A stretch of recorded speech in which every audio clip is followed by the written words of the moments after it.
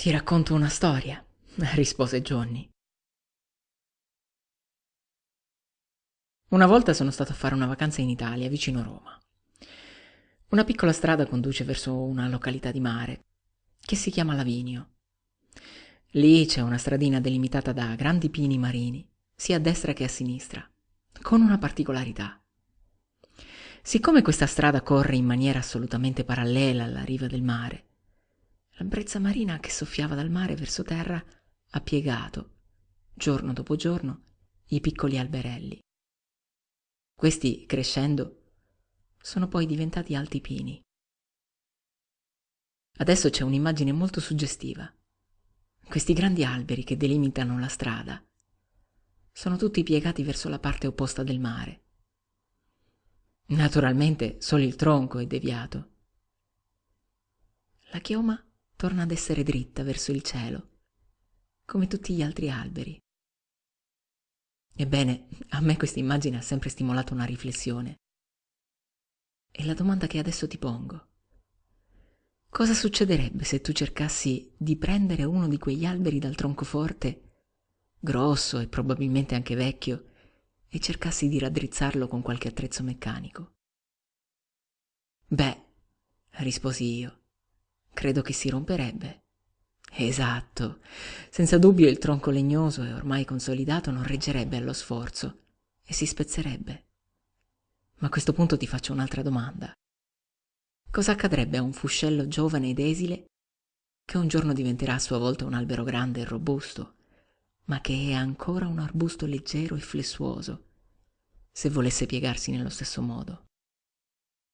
Riuscirebbe a flettersi per assumere la stessa posizione del tronco vecchio? Certamente, risposi io d'impulso. E non potrebbe poi rimettersi dritto nella sua posizione abituale?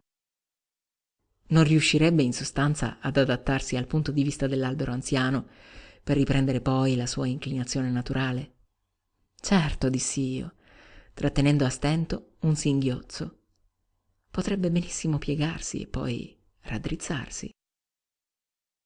Ecco, disse Johnny, questo è ciò che ognuno di noi può fare finché è ancora in tempo, fin quando è un arbusto giovane e flessibile.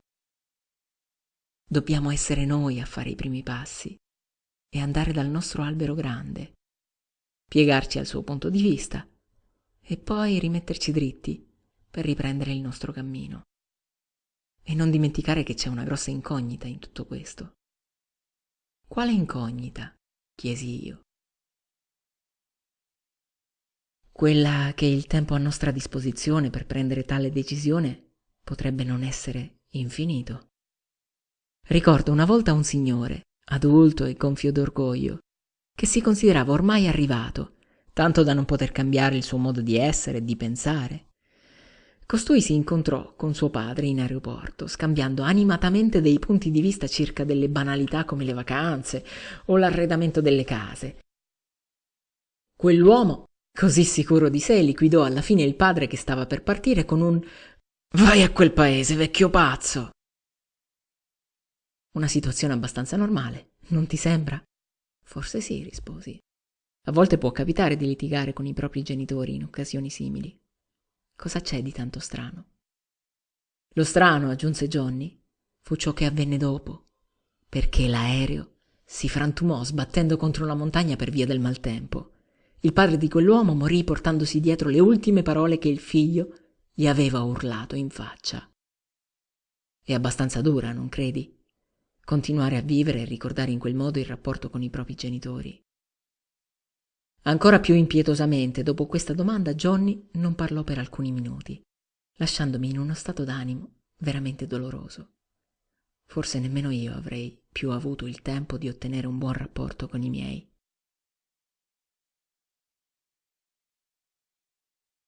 Cominciai a lacrimare lentamente, quasi vergognandomi dei miei pensieri e del mio comportamento. Poi Johnny insistette. C'è un rimedio che puoi cominciare ad attuare subito. Fingi che io sia tuo padre o tua madre e di adesso a me, ma immaginando che sia proprio uno di loro, quello che vorresti dire se li avessi davanti realmente. In preda a quella sensazione, a quello stato d'animo, non riuscii a dire altro che «Scusatemi per tutto quello di sbagliato che posso aver fatto finora. Vi voglio bene, anzi, vi amo». E nel dire queste parole mi appoggiai sulla spalla di Johnny e presi a singhiozzare come un bambino. Rimasi diversi minuti in quella condizione, pensando a quanto fossero state vere le parole di quell'individuo, che mi permetteva persino di piangere su di lui, tenendomi tra le sue braccia nella stessa posizione che, immaginavo, avrebbe usato mio padre se avessi effettivamente detto quelle parole a lui.